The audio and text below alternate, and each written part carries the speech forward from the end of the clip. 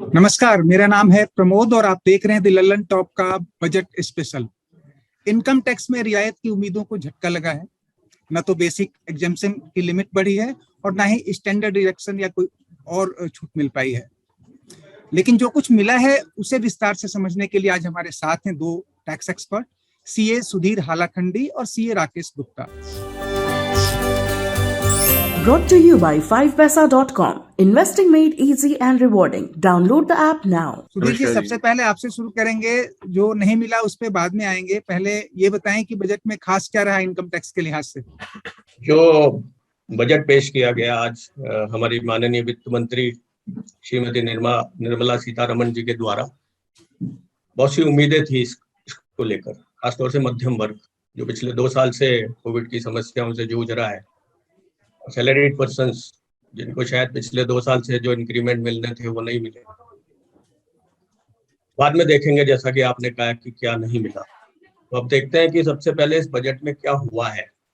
मिला तो किसी को भी कुछ नहीं है, हुआ क्या है उसके बारे में बात करें। सबसे पहले हम बात करेंगे इस बजट में एक अपडेटेड रिटर्न की बात की है। क्या होता है कि किसी की कोई इनकम छूट जाती है तो उसके बाद फिर उसको नोटिसेस मिलते हैं, फिर लिटिगेशन होता है। तो हमारी माननीय वित्त मंत्री महोदया ने एक नई स्कीम चालू की है, एक नया प्रोविजन लाया है जिसमें वॉलंटरी डिस्क्लोजर हो, एक तरह से वॉलंटरी कंप्लायंस हो। डिस्क्लोजर तो बहुत दूर की बात है, एक तरह से वॉलंटरी कंप्लायंस हो जिसमें आपका जो रिटर्न भरने का समय है, इंक्लूडिंग आपका रिटर्न रिवाइज करने का समय, बिलेटेड रिटर्न भरने का समय, वो सब बीत गया है मान लीजिए। उसके बाद आपको पता लगता है कि आपकी कुछ इनकम छूट गई है। तो अब उन्होंने एक समय दिया है और इस समय को उन्होंने 2 टुकड़ों में बांटा है। वो 2 टुकड़ों में इस तरह से बांटा है कि आपका असेसमेंट ईयर जब क्लोज होता है, जो असेसमेंट ईयर अभी जो असेसमेंट ईयर चल रहा है, मान लीजिए 21-22 चल रहा है, वो अभी क्लोज हो जाएगा। तो उसके 2 हिस्से आगे के लिए हैं उन्होंने, 12 महीने बाद के और 24 महीने बाद के। तो 12 महीने बाद में आपको जो अपडेट करना है रिटर्न आप कर सकते हैं, लेकिन आप पहली एक चीज सोच लीजिए कि आप नीचे नहीं जा सकते, आप अपनी इनकम को कम नहीं कर सकते।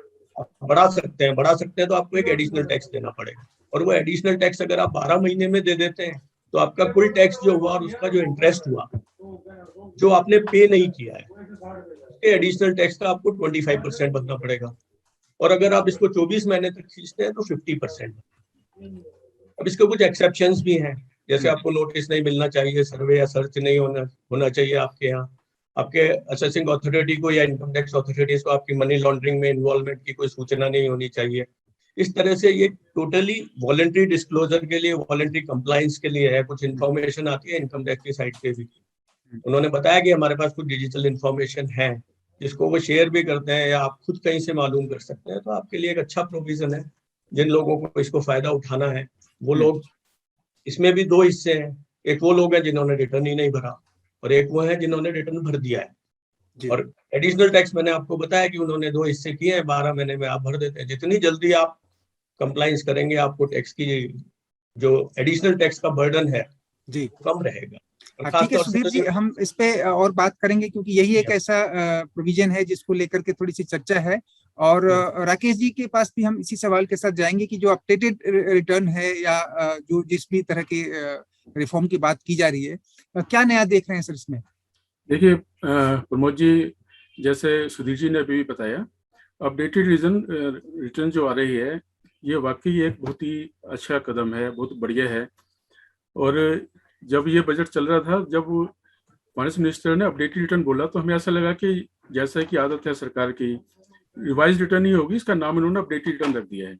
अच्छा। लेकिन जब देखा गया तो पता चला कि ये एक्चुअली रिवाइज रिटर्न से डिफरेंट है। रिवाइज रिटर्न के अंदर आप नीचे भी जा सकते हैं, आप रिफंड भी क्लेम कर सकते हैं, आप कुछ भी और भी कर सकते हैं, लेकिन अपडेटेड रिटर्न के अंदर आप सब तभी जा पाएंगे जबकि आपको या तो इनकम बढ़ रही है या आपका टैक्स बढ़ रहा है और वो टैक्स की पेमेंट आपने करनी है। दूसरा बात यह है कि रिवाइज रिटर्न से डिफरेंट इसलिए भी है क्योंकि रिवाइज रिटर्न फाइल होती है सिर्फ तभी जब ओरिजिनल रिटर्न फाइल की हुई होती है, लेकिन अपडेटेड रिटर्न के अंदर ओरिजिनल रिटर्न की रिक्वायरमेंट नहीं है। सुधीर जी ने भी ऐसे बताया।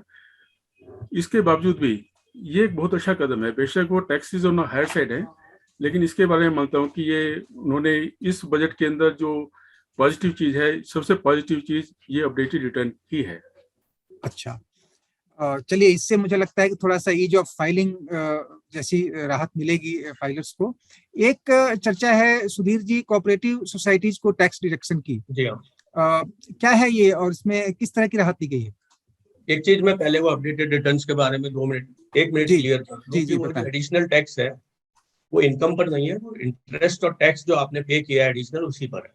दूसरा, कोऑपरेटिव के बारे में जो टैक्स का रिडक्शन किया है उन्होंने, ये बहुत लंबे समय से, जब से कंपनीज का टैक्स रिड्यूस हुआ है, उनकी मांग थी। एक तो कोऑपरेटिव सेक्टर ऐसा है, कोऑपरेटिव सोसाइटी, जिसके साथ लाखों लोगों का भविष्य जुड़ा हुआ है, बहुत से लोग कोऑपरेटिव सेक्टर में इन्वॉल्व है।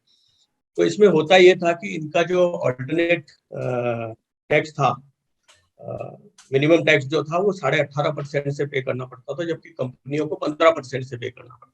दूसरा ये था कि कुछ मामलों में इन पे सरचार्ज जो लगने वाला था वो 12% से लगने वाला था।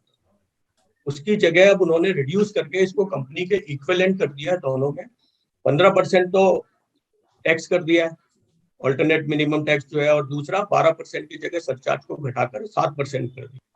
इसके दो कारण हैं। एक तो बीच में मैंने अभी किसी चैनल पे सुना भी था कि जब से हमारे गृह मंत्री अमित शाह जी ने कोऑपरेटिव सेक्टर की कमान संभाली है मिनिस्ट्री में, तब से ये कोऑपरेटिव सेक्टर को भी विश्वास था कि उनको कंपनी के इक्विवेलेंट कर दिया जाएगा। तो ये कॉम्पिटिटिवनेस के लिए उन्होंने किया है कि कोऑपरेटिव सेक्टर को ज्यादा टैक्स भुगतना नहीं पड़े कोऑपरेटिव सोसाइटीज को, तो उनको कंपनीज के बराबर टैक्स का रिडक्शन दिया और सरचार्ज का भी रिडक्शन, यही प्रोविजन है। ये है चीजें। Rakesh ji, virtual digital currency और अभी क्रिप्टो करेंसी, इसको लेकर के जब से बजट भाषण खत्म हुआ है खबरों की सुर्खियों में तो ये है ही, और बहुत कंफ्यूजन है इसे लेकर के। लोग ये नहीं समझ पा रहे हैं कि वो एक्चुअल में अपनी जो सरकारी करेंसी आएगी उसके बारे में है, या ओवरऑल चाहे वो किसी भी तरह की जो वर्चुअल करेंसी है या क्रिप्टो करेंसी है उसको लेकर टैक्सेशन की बात की गई। ये 30% जो टैक्स लगेगा उसका क्या हो, उसके जो मापदंड होंगे, जो टैक्सेबिलिटी होगी वो क्या होगी, और ये किस तरह की करेंसी होगी? देखिए, ये किस तरीके की करेंसी होगी, इसको उन्होंने एक नया सेक्शन 247A लगा करके डिफाइन कर दिया है।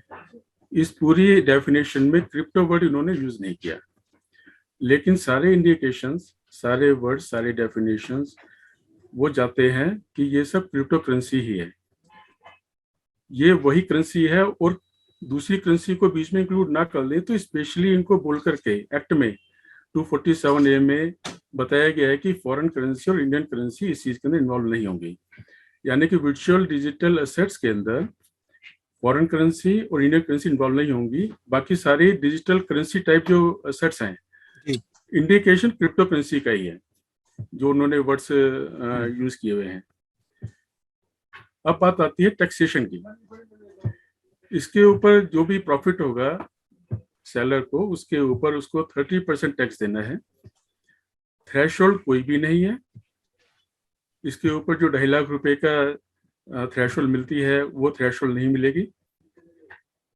और 30% टैक्स के साथ में एक चीज और भी है कि बाकी बिजनेसेस की तरह इसको ना तो कोई एक्सपेंडिचर अलाउ होगा, इसका जो लॉस होगा वो लॉस भी आप सेट ऑफ नहीं कर पाएंगे, और इसके काम करने से अगर कोई लॉस रहता है और इस साल एडजस्ट नहीं हो पाता है तो अगले साल वो कैरी फॉरवर्ड भी नहीं होगा।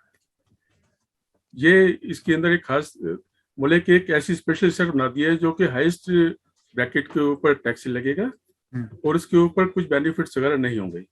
जी, आपने बोला कंफ्यूजन है, कंफ्यूजन अभी तक था, अब कंफ्यूजन खत्म हो गया। लेकिन एक्ट के अंदर जो टैक्सेशन का पॉइंट दिया गया है वो दिया है 1/4/2022 से अभी तक जो लोग क्रिप्टो में काम कर रहे थे, कोई किसी हिसाब से टैक्स दे रहा था, कोई किसी हिसाब से, कोई कैपिटल गेन के हिसाब से दे रहा था, कोई अदर इनकम में दे रहा था, कोई नॉर्मल रेट के ऊपर दे रहा था। थोड़े बहुत ऐसे लोग भी थे जो कि हाईएस्ट रेट के ऊपर टैक्स दे रहे थे। लेकिन अब इन्होंने इसको कैपिटल एसेट्स में ले लिया है और टैक्सेशन का एक पॉइंट बेशक हाईएस्ट रेट पर रखा है, तो वो कंफ्यूजन दूर हो गया है। पुराने वालों को कैसे सेटल करेंगे, मुझे लगता है इसके बारे में भी गाइडलाइंस उनको बनानी बाकी है। अच्छा, सुधीर जी, इसके पहले कि हम एनपीएस को लेके आपके पास आए, क्या आप भी कुछ क्रिप्टो के बारे में कहना चाहेंगे? जी, जैसे राकेश जी ने नटशेल में सारा समझा दिया है। आप मान के चलेंगे बहुत समय से हमारी फाइनेंस मिनिस्ट्री और हमारी सरकार की नजर थी इन ट्रांजेक्शन्स पे, और इन ट्रांजैक्शंस को लेकर जो टैक्सेशन होता था वो हमेशा अलग अलग होता था। ये कंफ्यूजन उनको दूर करना था। दूसरा, इन्होंने इसके साथ और भी किया है कि इस पे टीडीएस के प्रोविजंस लागू कर दिए हैं। जो लोग 1 करोड़ से ऊपर की बिक्री जिन लोगों की है जी और या जो लोग बिजनेस नहीं करते हैं उन लोगों का तो 10,000 के ऊपर ही अगर ट्रांजैक्शन होगा तो उनका टीडीएस काटना पड़ेगा। बाकी लोगों के लिमिट ये 50,000 की गई है। तो एक तरह से इसको मैनेज करने के लिए कई बार हमारे माननीय प्रधानमंत्री जी ने भी कहा है और हमारे वित्त मंत्रालय से भी आता है कि इस करेंसी को कहीं ना कहीं उन्हें कंट्रोल करना पड़ेगा। तो वो कंट्रोल, दूसरा उन्होंने, मैंने शायद बजट भाषण में सुना था कि हमारी खुद की एक डिजिटल करेंसी भी जारी होगी। तो इन सब को मैं आपसे एक सवाल जो पूछा था एनपीएस को लेके कि जो कहा जा रहा है कि इसमें कुछ स्टेट कंट्रीब्यूशन और दूसरी चीजों को जोड़ा जा रहा है, इस बारे में जरा हमारे दर्शकों को आप विस्तार से बताएं। एनपीएस को लेकर एक डिस्क्रिमिनेशन था। एनपीएस को लेकर डिस्क्रिमिनेशन ये था कि जो एम्प्लॉयर का कंट्रीब्यूशन होता था वो सेंट्रल गवर्नमेंट के लेवल पे तो 14% था और अदर्स के लेवल पे 10% था। तो स्टेट गवर्नमेंट अदर्स में कवर होती थी और उनका जो कंट्रीब्यूशन 10% के ऊपर होता था वो टैक्सेबिलिटी में आ जाता था। उस प्रोविजन को, उस डिस्क्रिमिनेशन को दूर करने के लिए इन्होंने रेट्रोस्पेक्टिव अमेंडमेंट किया है कि पिछली भी एडिशनल डिमांड क्रिएट नहीं हो तो उसको भी 14% के बराबर कर दिया है। ये एक मेजर है जो टैक्स पेयर्स को फायदा देने के लिए है। लेकिन ये जो मेजर्स हम बता रहे हैं कि जो टैक्स पेयर्स को फायदा देने के लिए है वो उतने नहीं है जितनी उम्मीद की गई थी और जिनकी जरूरत थी। जी सर। असल में आप दोनों को लाने का एक मकसद ये भी था कि जो अभी बजट पेश होने के बाद से जो दौर होता है अगले 12 घंटे का, वो बड़ा कंफ्यूजन का होता है, खास करके आम आदमी के लिए। तो मुझे लगता है कि जब दो लोग बैठते हैं तो विचारों का जब आदान प्रदान होता है तो उसमें से कई नई चीजें निकलती हैं जो बहुत एक तरह की साफगोई और एक तरह की दूसरी क्लैरिटी लेकर आती हैं। आप एनपीएस के बारे में कुछ कहना चाहेंगे राकेश जी? नहीं, बिल्कुल, सुधीर जी ने बिल्कुल क्लियर कर दिया है कि स्टेट गवर्नमेंट एम्प्लॉयज के लिए भी सेंट्रल गवर्नमेंट के लिए पैरिटी अब आ गई है। जो उनको रिबेट मिलती थी वही रिबेट 14% की उनको भी वहाँ पे भी मिलेगी। ये बहुत बढ़िया है। ओके, ये मेन हाँ बताएं प्लीज। देखिए, मेन जो चालू किया जब आपने स्टार्ट किया तो सुधीर जी ने बोला, और ये जाने भी जाते हैं, एसएमई सेक्टर्स के लिए हमेशा आवाज उठाते रहते हैं टैक्सेशन मैटर्स पे। जीएसटी के मामले में तो उन्होंने बहुत कम किया हुआ है। हमें इस बजट के अंदर, जैसे कि हमारी भी जो संस्था है जो काम करती है, उन सबका ये कहना है कि नॉर्मल टैक्स पेयर्स के लिए इस बजट का आना या ना आना एक जैसा ही है। जिन लोगों ने बजट देख लिया वो भी ठीक है, जिन्होंने नहीं देखा उन्होंने भी कुछ मिस नहीं किया। जी बिल्कुल सेम पोजीशन है। मैं ऐड करना चाहूंगा इसके अंदर एक चीज। देखिए, सिर्फ ये बोलने की एक वजह नहीं है कि भाई कि हमने ऐसे बोल दिया कि आना ना आना बराबर है। 2014 का जो बजट था, एक्चुअली उस जैसे बजट की कहीं ना कहीं लोग उम्मीद कर रहे थे। एसएमई सेक्टर्स को, जिसको कि हमारे प्रधानमंत्री जी सम्मानीय व्यापारी कहकर संबोधित करते हैं, उनको पूरी उम्मीद थी कि 2014 का जो बजट था जिसके अंदर 3 थ्रेशोल्ड बढ़ाए गए थे और 50,000 ईच के हिसाब से बढ़ाए गए थे, उन तीनों को टच किया जाएगा। अब अगर टच नहीं किया गया है तो ये कहना कि जैसे अभी किसी चैनल पे आ रहा था कि हमने टैक्स नहीं बढ़ाए हैं। सर, टैक्स कैसे नहीं बढ़ाए हैं? अगर 2.5 लाख रुपए की थ्रेशोल्ड लिमिट 2014 में थी, इनके अपने सीआई इंडेक्स के हिसाब से अगर हम उसको 40% के हिसाब से लेके चले तो 3.5 लाख होनी चाहिए थी जी। अगर हम उसको डिस्काउंट करके चले तो वो लिमिट अभी 1.5 लाख रुपए हो गई है। अच्छा। उसको ये भी देखने का तरीका है। जी। 1.5 लाख रुपए जो 80C की लिमिट थी, अगर हम सीआई इंडेक्स के हिसाब से चले 40% लेस करें तो वो लाख रुपए रह गए हैं। इस हिसाब से ये कहना कि टैक्स नहीं बढ़ाए गए हैं तो इनडायरेक्टली कहीं ना कहीं असर तो पड़ा ही है। ओके। एक तबका है जिसके लिए थोड़े से आप एग्जम्पशन कह लें या रियायत कह लें, विकलांगों के लिए इन्होंने 2 घोषणाएं की हैं, उनके माता पिता के लिए। सुधीर जी, आप इस पे जरा प्रकाश डालेंगे क्या? हाँ, मैंने इसको जो 80DD सेक्शन है इसको स्टडी करने की कोशिश की है। जितना मुझे समझ में आया वो इस तरह से है कि पिछली बार जो एग्जिस्टिंग प्रोविजन है उसमें तभी छूट मिलती थी जब गार्जियन या पेरेंट जो है जिसके नाम से एन्युटी ली गई है उसकी डेथ हो जाए। तो इस पर एक उन्होंने अपने मेमोरेंडम में भी एक केस डिस्कस किया है, रवि प्रकाश अग्रवाल है, रवि अग्रवाल का। जस्टिस सीकरी ने उस पर एक कमेंट किया है कि ऐसा जरूरी नहीं है कि अपने पेरेंट या गार्जियन जो उस विकलांग व्यक्ति की सेवा कर रहा है उसकी डेथ पर ही पैसा मिले तभी वो एन्युटी एग्जम्पशन में जाए। तो उसमें नॉर्मली होता यह था कि डिडक्शन उन पॉलिसीज पे मिलता था जिनमें ये होता था कि उनकी डेथ पे पैसा मिले, और वो अब उन्होंने ये किया है कि अगर पेरेंट की एज 60 इयर्स हो जाती है और इस तरह की कोई एन्युटी होती है जिससे पैसा मिलता है, या वो उसका सब्सक्रिप्शन बंद कर देते हैं, तब भी उसका डिडक्शन बराबर मिलता रहेगा। ये भी एक सोशियो इकोनॉमिक एक वो है, मेजर है, जिससे विकलांग व्यक्ति है जिनका हमेशा हमें सम्मान करना चाहिए और उनकी जितनी मदद इन मेजर से हो सकती है करनी चाहिए, तो उसके लिए उनके लिए ये फायदेमंद होगी। अच्छा, और एक इसमें मैं प्रोविजंस देख रहा हूँ, इन्होंने कहा है कि जो स्टार्टअप जो है वो 31 मार्च 2023 के पहले शुरू हुई हैं, उनके लिए वो कुछ टैक्स ब्रेक्स को जो है आगे बढ़ाने की बात कर रहे हैं। क्या आपने इसको डिटेल्स पढ़ा है आपने? हाँ, उसमें क्या है सर कि उनका जो इनकॉर्पोरेशन था वो 31/3/2022 तक हो जाना चाहिए, लेकिन उन्होंने खुद ही कारण बताया कि कोविड के कारण स्टार्टअप्स लेट हो रहे हैं, तो उनके स्टार्ट होने की जो डेट है उन्होंने 31/3/2023 कर दी है उन एग्जम्पशंस और डिडक्शंस के लिए जो ऑलरेडी उनको दे रहे हैं, उसके लिए 1 साल की तारीख बढ़ा दी है। ओके, ये है।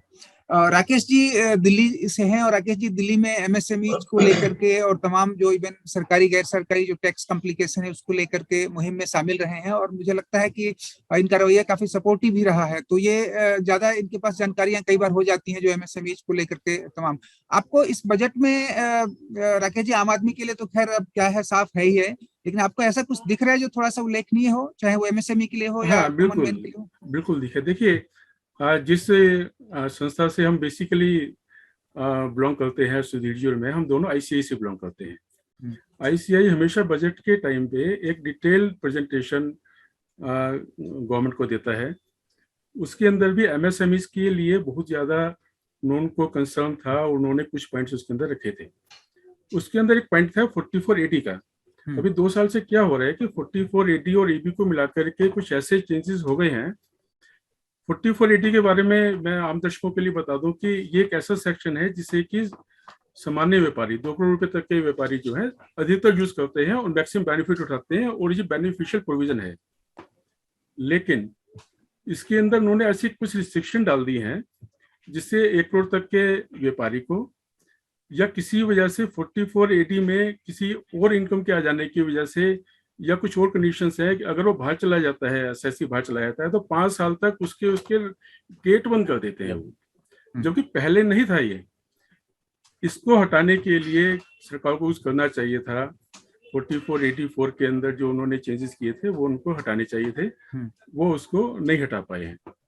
ओके, ये है। दूसरी बात है एक पार्टनरशिप फर्म्स के बारे में है। पार्टनरशिप फर्म्स के 2016 के अंदर जो हमारा सिस्टम था, जहाँ पे कि हम पार्टनर्स की सैलरी और रेम्युनरेशन को हम 4480 के लिए कंप्यूट करते थे, तब हम उसको क्लेम करते थे और हमें 4480 का बेनिफिट मिलता था। उसके बाद उन्होंने वो चेंजेस करके कुछ ऐसा कर दिया कि अब ज़्यादातर पार्टनरशिप फर्म्स उनकी टर्नओवर चाहे बहुत थोड़ी सी भी रहती हो, पहले 2 करोड़ तक की पार्टनरशिप फर्म्स, बहुत सारी फर्म्स बच जाती थी ऑडिट कराने से, उनको ऑडिट कराना पड़ता है। अच्छा, लोग चाहते थे कि भाई यहाँ पे भी इसके अंदर हमें कुछ रिलीफ मिलना चाहिए, वो रिलीफ नहीं मिला है। अच्छा, ये 2 चीजें आई हैं आपके सामने। और आप सुधीर जी, ये जो बजट है, असल में हम आएंगे अभी कि जो चीजें बहुत ड्यू थी, जिसको हम कह रहे थे कि जी अब तो बढ़नी ही चाहिए उसकी लिमिट, और बहुत ही चीजें, उस पर हम विस्तार से आएंगे। अभी जो प्रोविजन है उसमें आप पहले कुछ बता सके कि आपको जो कुछ खास लग रहा हो जिसको आप मेंशन करना चाहें। जी, 1-2 प्रोविजंस हैं ऐसे जिसमें उन्होंने टैक्स के नेट को और भी टाइट करने के लिए कुछ प्रोविजंस लाए। जैसे मैं आपको बताता हूँ, एक प्रोविजन है 50 लाख के ऊपर प्रॉपर्टी बिकती है तो उस पर टीडीएस काटना होता है। वहां जो प्रोविजन था टीडीएस काटने का, उस प्रोविजन में ये था कि 1% टैक्स काटना है कंसिडरेशन पे। लेकिन आपको शायद पता होगा कि कंसिडरेशन का कैपिटल गेन टैक्स और बिजनेस प्रॉफिट में कोई महत्व नहीं है, वो वहां पर स्टैम्प ड्यूटी वैल्यू लेते हैं। लेकिन टीडीएस जो कटता था वो कटता था कंसिडरेशन पे। मान लीजिए स्टैम्प ड्यूटी वैल्यू 1 लाख रुपया है और कंसिडरेशन 70,000 है। कई स्थितियों में होता है, ये सेक्शन 50C है जो जब से आया है तब से ये बताया गया कि सरकार नोशनल टैक्स को बंद करे, एक तरह से नोशनल टैक्स है। अब उन्होंने इसको और टाइट कर दिया कि टीडीएस जो कटेगा वो स्टाम्प ड्यूटी वैल्यू पे कटेगा। एक ये है कि उनके हिसाब से तो ये है कि उन्होंने इसको टाइट कर दिया है प्रोविजन को, लेकिन जिन लोगों को कंसिडरेशन कम होता है और उनको 50C के तहत स्टाम्प ड्यूटी वैल्यू पे टैक्स देना पड़ता है, उनका कुछ पैसा और फंसेगा, लेकिन टैक्स में एडजस्ट हो जाएगा। लेकिन ये एक चेंज है बड़ा। अच्छा, तो बताना चाहता है, कोविड डेथ पर होने वाले कंपनसेशन के लिए उन्होंने पहले भी वादा किया था, उसका प्रोविजन वो ले आए हैं कि वो कंपनसेशन का जो पैसा मिलेगा वो टैक्स फ्री होगा, उस पर टैक्स नहीं लगेगा। इसके अलावा मुझे राकेश जी बताएंगे कोई खास नजर आया? क्योंकि बजट में जितना इंतजार हमने किया था वो नहीं रहा, जाहिर सी बात है। अब इसको ये होते हैं सर, मैंने एक चैनल पे भी देखा था कि आप लोग क्यों सोचते हैं कि आप टैक्सेशन मैटर्स पे क्यों सोचते हैं। तो मैं ये सोचता हूँ कि बजट देखने वाले 80% लोग जो होते हैं वो इसी मैटर को देखते हैं, और वो नहीं होता है तो उनको निराशा होती है। ओवरऑल नेशनल प्रोस्पेक्ट में हम देखें तो बजट में बहुत सारी चीजें हैं, बहुत सारी ऐसी योजनाएं हैं जो आम आदमी को मदद करती है। लेकिन आम आदमी जिसकी हम बात करते हैं वो नॉर्मली टैक्स की रेट को देखता है, टैक्स के बारे में प्रोविजंस को देखता है। जी बिल्कुल। और सबसे जब हम आम आदमी की बात करते हैं तो वहां पे एक सवाल आता है बेसिक एग्जेम्पशन लिमिट, और जो जैसा कि आप लोग कह भी रहे थे कि 2014 के बाद से जब वो 2 से 2.5 लाख हुई, उसके बाद से कोई एग्जेम्पशन उसमें मिली नहीं, उसको एक्सटेंड नहीं किया गया लिमिट को। उसके अलावा बजट से पहले सभी अखबारों में 2-3 चीजों को लेकर ऐसी चर्चा थी, जैसे लग रहा था नहीं ये हो ही जाएगा ऐसा। जैसे स्टैंडर्ड डिडक्शन को लोग कह रहे थे कि जब वो 50,000 से बढ़ा के उसको 1 लाख कर दिया जाएगा, हालांकि अगर 75,000 भी कर देते तो बहुत बड़ी खबर बन जाती। उसके अलावा जो 24B है सेक्शन, जिसके तहत होम लोन पे हम जो ब्याज लेते हैं, ब्याज चुकाते हैं बैंक को, उस पर हमें 2 लाख रुपए का डिडक्शन मेरे ख्याल से मिलता है, उसको भी बढ़ाने की बात की जा रही थी। फिर से 80C के तहत आपको पता है कि बड़ा ओवर क्राउडेड है, उसमें आपका PPF भी है, APF भी है, उसमें बच्चे की वो ट्यूशन फीस भी है और तमाम तरह की चीजें हैं। तो उसमें हो रहा था कि उसमें से कुछ चीजें आप हटाइए और कुछ अदर जगहों पे थोड़ी रिलीफ दीजिए। अब आप लोग बताएं कि ये क्या क्या चीजें हैं जो थोड़ी सी ओवरड्यू हैं, जो आपको लग रहा है कि नहीं अब घड़ा भर गया था, अब दे देना चाहिए था रिलीफ। देखिए, पहले प्रमोद जी मैं बताऊं, अगर सुधीर जी बैठे हुए हैं और जीएसटी की 2 मिनट के लिए बात ना हो तब तो मामला शायद थोड़ा गड़बड़ रहेगा। हमें 2 मिनट के लिए तो बोलने का मौका मिलना चाहिए। दूसरी बात यह है कि आपने जिक्र किया 24B का, 80C का और एग्जम्पशन लिमिट का। आपको ज्यादा निराश होने की हमको जरूरत नहीं है। आप देखिए ये डिडक्शन कब बढ़ाई गई थी? 2014 में, दैट वाज इलेक्शन ईयर। तो इस साल आप पूरी खुशी में ही गुजार सकते हैं कि अगले साल बढ़ेगी, और आप लिखवा के ले लीजिए अगले साल ये लिमिट्स बढ़ेंगी और बहुत अच्छी तरीके से बढ़ेगी। हो सकता है तब सरकार आम चुनावों के करीब होगी, तो जाहिर सी बात है उस वक्त इसका अलग इफेक्ट होगा। चुनावों का फायदा तो मिलता ही है। सुधीर जी, आप भी कुछ कहना चाहेंगे इस बारे में? जी हाँ, मैं बताना चाहूंगा आपको कि कौन सी चीजें थी जो मिल जानी चाहिए थी, ओवरड्यू हो चुकी थी, वो नहीं मिली। सबसे पहले रेट चेंज होनी चाहिए थी। रेट में एक सबसे बड़ी चीज मैं आपको बताता हूँ जो आपको सुनकर आश्चर्य होगा अगर आपको पता नहीं है तो। 5 लाख रुपए तक कोई टैक्स नहीं लगता है, लेकिन 5,01,000 इनकम होती है 13,000 के करीब टैक्स हो जाता है। डिस्क्रिमिनेशन है। होना ये चाहिए था या तो आप 12,500 की छूट सभी को दे दीजिए। और इससे होता है कि कुछ रिटर्न मैनिपुलेट भी हो रहे हैं। पहला तो ये था। दूसरा ये कि टैक्स की जो लिमिट है वो तो ओवरड्यू हो चुकी है। तीसरा ये कि टैक्स की रेट जो है वो मेरे हिसाब से ज्यादा है, उसमें कुछ पॉइंट्स कम होने चाहिए। उन्होंने कुछ पॉइंट कम करने के लिए पिछली बार एक अल्टरनेट योजना लाए थे, वो जिसमें डिडक्शन नहीं लेते हैं तो उनकी रेट कम होगी, लेकिन वो योजना फेल हो गई। तो उम्मीद ये थी कि उससे मिलती जुलती इस तरह की योजना लाएंगे जिससे टैक्स पेयर्स को बेनिफिट हो, लेकिन वैसी योजना नहीं।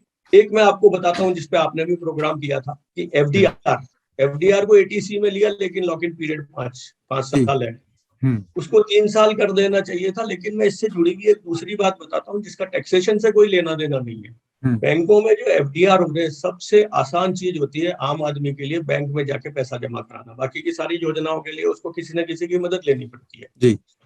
आज से 5 साल या 10 साल पहले की आप बात करें, किसी आदमी के पास अगर कुछ पैसा होता था उसको इतना ब्याज मिल जाता था कि उसका खर्चा चल जाए।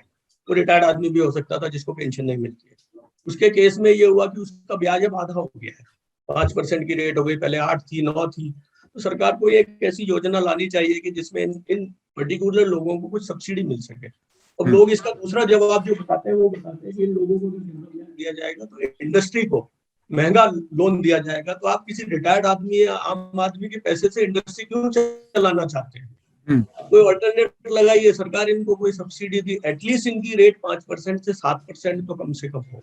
तीसरा मैं बता रहा था कि वर्क फ्रॉम होम, बहुत से लोग वर्क फ्रॉम होम कर रहे हैं और अभी एक सर्वे आया था 82% लोग वर्क फ्रॉम होम करना चाहते हैं।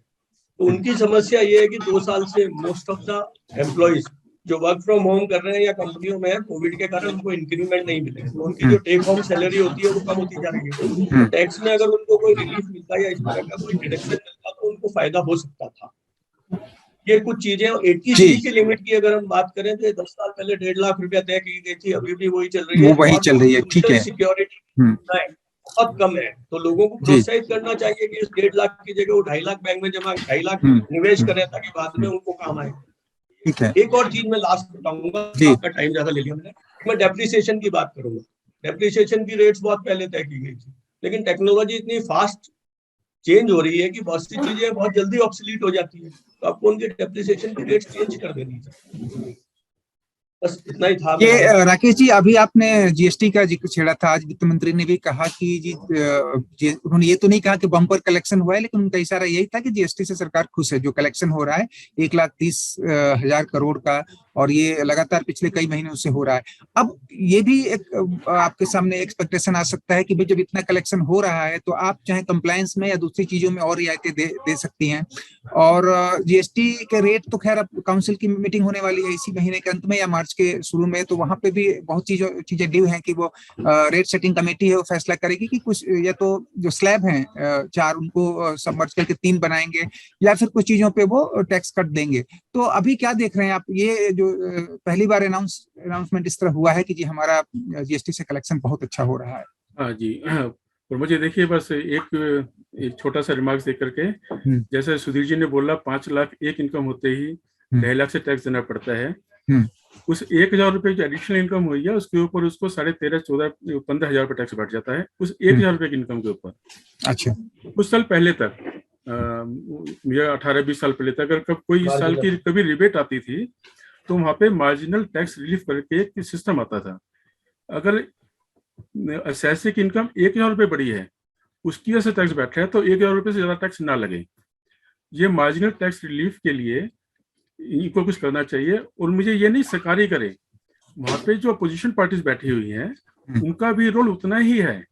सारा काम सरकार पर ना छोड़ें, क्योंकि सरकारी आदमी, सरकारी मंत्री आवाज बताएंगे ऐसा तो नहीं है। अपोजिशन पार्टीज का भी है, इन चीजों को ध्यान रखें और वो इनको लेकर के आए। जीएसटी को आपने बताया मेरे को कि भाई कंप्लायंसेस के बारे में नीला सीतारमण जी ने शुरू में बजट में बोला कि इन्होंने 1,000 से ज्यादा के टैक्स रिपील किए हैं और 25,000 कंप्लायंसेस खत्म किए हैं। अच्छा, लेकिन कंप्लायंसेस खत्म की हैं अलग बात है, लेकिन जीएसटी के अंदर अननेसेसरी कंप्लायंसेस बढ़ाई हुई है। आपको पता है कि 4 साल पहले पार्लियामेंट में जीएसटी में रिवाइज रिटर्न लेकर के आए थे। जीएसटी जब आया था तो रिवाइज रिटर्न नहीं थी।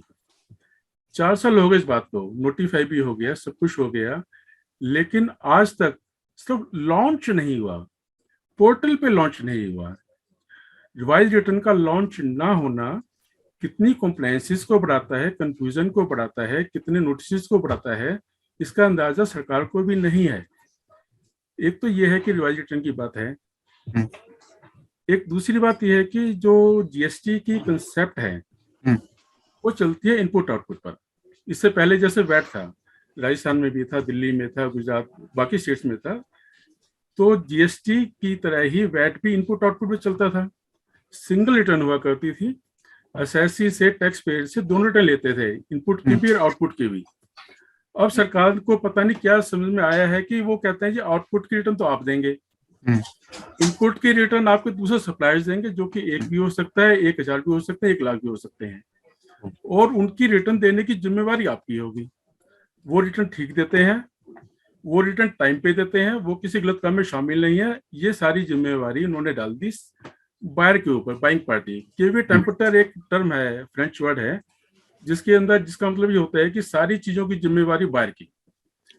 हमारा जीएसटी का बोझ जो है, पूरा बोझ बायर के ऊपर आया हुआ है और उसके कंधे अब दुखने लगे हैं, बहुत लोगों ने ऐसा बोला है। और सस्पेंशन और रजिस्ट्रेशन कैंसिलेशन के अनलिमिटेड पावर दे करके तो उन्होंने मामला और ज्यादा गड़बड़ किया हुआ है। ठीक है सुधीर जी, आप भी कुछ कहना चाहेंगे इस बारे में? Goods and service tax Bharat में लाया गया था सरलीकरण के लिए, सीमलेस आईटीसी के लिए लाया गया था, राजस्व में वृद्धि के लिए लाया गया था और टैक्स बेस बढ़ाने के लिए। इसमें से दो सरकार के जो उद्देश्य हैं वो पूरे हो गए। एक तो राजस्व बढ़ गया, टैक्स बेस बढ़ गया। राजस्व तो वो खुद मानते हैं कि हमारा 1,40,000 करोड़ जो रिकॉर्ड है वो इस महीने में पूरा हुआ है, इवन आफ्टर 2 कोविड ईयर्स।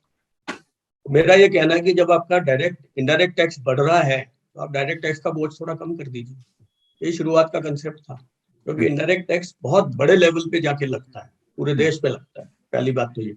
दूसरा ये है कि दो पर्पस जो थे सरलीकरण का वो पूरा नहीं हुआ। एक तो कहा गया था एक सिंप्लीफाइड टैक्स लाएंगे, वो सिंप्लीफाइड नहीं है। राकेश जी ने अभी जितनी बातें बताई है उससे कई ज्यादा बातें और भी है कि लोग इससे परेशान हो चुके हैं। कुल मिला के बात यह है कि जो ईज ऑफ कंप्लायंस है, ईज ऑफ फाइलिंग ease है, of compliance, ease उधर of काम doing करने की business। ज्यादा जरूरत है। खैर, इनकम टैक्स पे जो टैक्स प्रोविजन से, इस पे आप दोनों ने हमारे दर्शकों को बहुत गहराई से, बहुत बारीकी से और विस्तार से सारे प्रोविजंस को बताने की कोशिश की। आप दोनों लल्लन टॉप से जुड़े और आगे भी हम उम्मीद करेंगे कि जब जब कोई टैक्स इम्प्लीकेशंस होंगे, जब उसमें थोड़ी सी कम्प्लेक्सिटीज होंगी, आपकी हम मदद से अपने व्यूवर्स को चीजें साफ करने की कोशिश करेंगे। राकेश जी, सुधीर जी, आप दोनों का बहुत बहुत धन्यवाद। आपके माध्यम से लल्लन टॉप का भी धन्यवाद। जी धन्यवाद सर।